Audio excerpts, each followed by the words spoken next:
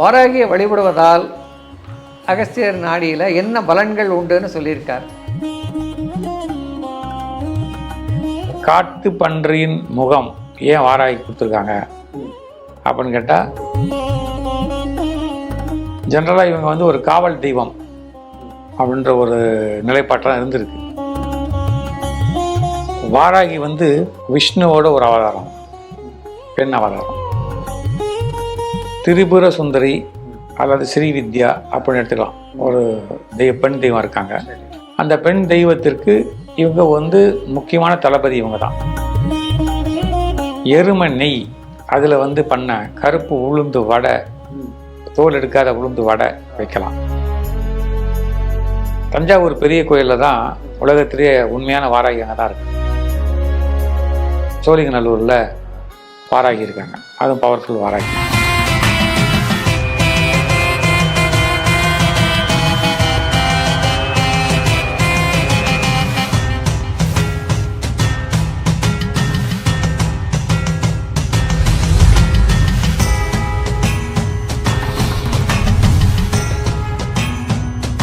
வணக்கம் சார்.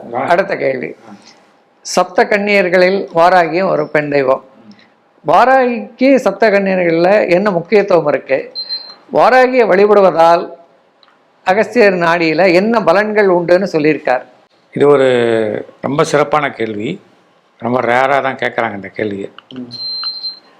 என்னன்னு கேட்டிங்கன்னா, சப்த கன்னியர்கள்னால் சப்தம் என்றால் 7. ஆல்மோஸ்ட் இந்த 7ஆம் நம்பர் அப்படின்றது வந்து சப்த ஸ்வரங்கள், சப்த ரிஷிகள். அப்புறம் வந்து நீங்கள் பார்த்தீங்கன்னா எல்லாமே 7லே வரும். 7ஆம் நம்பருக்கு ஒரு பெரிய விஷயம் இருக்குது.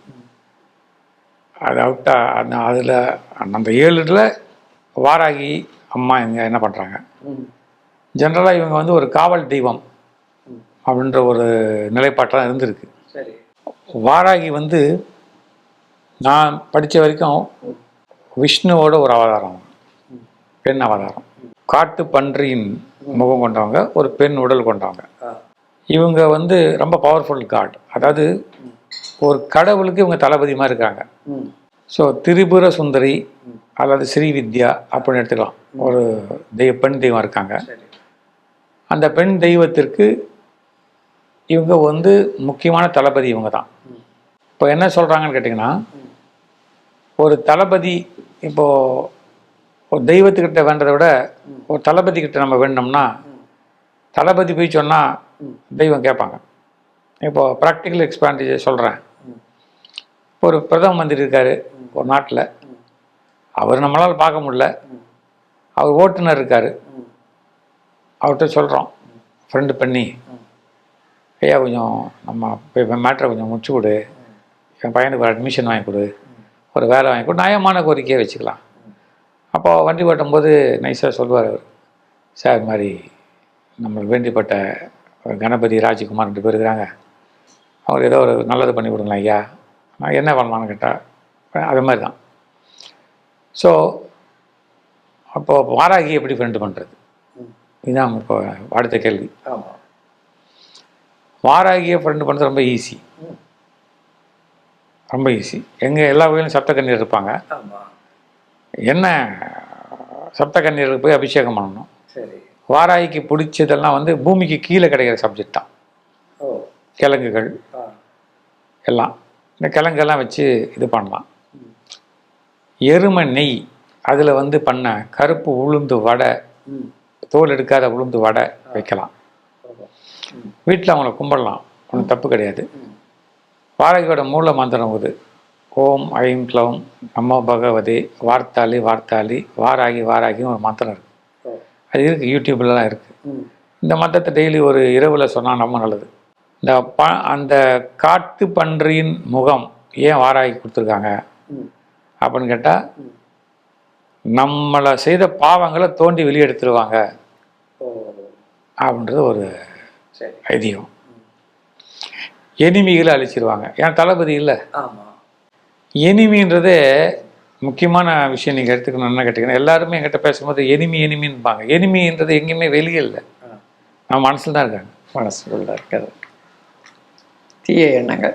தீய எண்ணங்களோ எல்லாமே நல்ல எண்ணங்களே கூட சமயத்தில் தீய எண்ணங்களாக மாறிடும். அந்த எண்ணங்களை சுத்தப்படுத்தி இந்த எண்ணம் மட்டும் வந்தால் போதும் உனக்கு அப்படின்னு அவங்க கைடு பண்ணுவாங்க. வீட்டில் ஒரு ப்ரொடெக்ஷன் கிடைக்கும். ஒரு காலகட்டத்தில் ராஜராஜ சோழன் படையெடுத்து போகும்போது ஒரு தங்க வாராகி இடுப்பில் கட்டு போவாராம் சிலையை. அவ்வளோ பவர்ஃபுல்லானது. தஞ்சாவூர் பெரிய கோயிலில் தான் உலகத்திலேயே உண்மையான வாராகி அங்கே தான் இருக்காங்க. போனால் லெஃப்ட் சைடு இருப்பாங்க. லெஃப்ட் சைடில் கோயில், சின்ன கோயில் இருக்குது. சின்ன நல்ல பெரிய கோயில் இருக்காங்க. சென்னையில் நீங்கள் ரொம்ப வசிக்கிறதுனால சோழிங்கநல்லூரில் வாராகி இருக்காங்க. அதுவும் பவர்ஃபுல் வாராகி. சுயம்பு மாதிரி தோன்ற ஒரு வாராகி எங்கே இருக்காங்கன்னா காஞ்சிபுரத்துலேருந்து வெள்ளை கேட் தாண்டி ரைட்டில் போனோம்னா வள்ளூர் என்ற ஊரில் வாராகி இருக்காங்க. சரி. இந்த மாதிரி வாராகியை நீங்கள் மன உருகி வேண்டிங்கன்னா உங்களுக்கு வீடு அமையும், கல்வி அமையும், நல்ல திருமணங்கள் அமையும், நம்மளுக்கு கஷ்டம் வராது, நோய்கள் நீங்கும், எனிமிகள் கிட்டேருந்து ப்ரொடெக்ஷன் கிடைக்கும், தீய எண்ணங்கள் மனசில் வராது.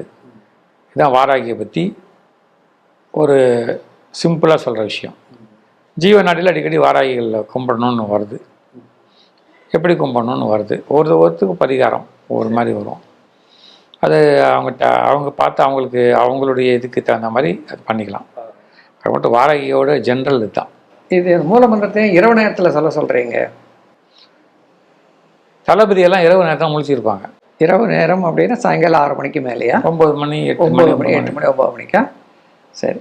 ஏன்னா அடுத்து மக்களுக்கு அந்த கேள்வி வரும், இரவு நேரத்தில் ஏன் இந்த மாதிரி நல்ல கேள்வி சொல்கிறாங்க அப்படிங்கிறதுக்கு. விஷ்ணு இப்போ வந்து சுப்ரபாதம் ஏன் காலையில் சொல்கிறீங்க? இப்போ வந்து விஷ்ணு பள்ளி அழிச்சு பாடுறது, இப்போ விஷ்ணுவை கும்பிட்றதுக்கு அந்த பொழுது சூரியனை வரவேற்கிறீங்க. இரவில் வந்து இந்த காவல் தெய்வங்களை கும்பிட்றது ரொம்ப நல்லது. திருடன் எப்போ வருவான்? திருடன் இரவில் தான் வருவான். வாராகியை பற்றி நல்ல ஒரு கருத்துக்கள் சொன்னீங்க. ரொம்ப நல்லது. நன்றி. Thank you sir.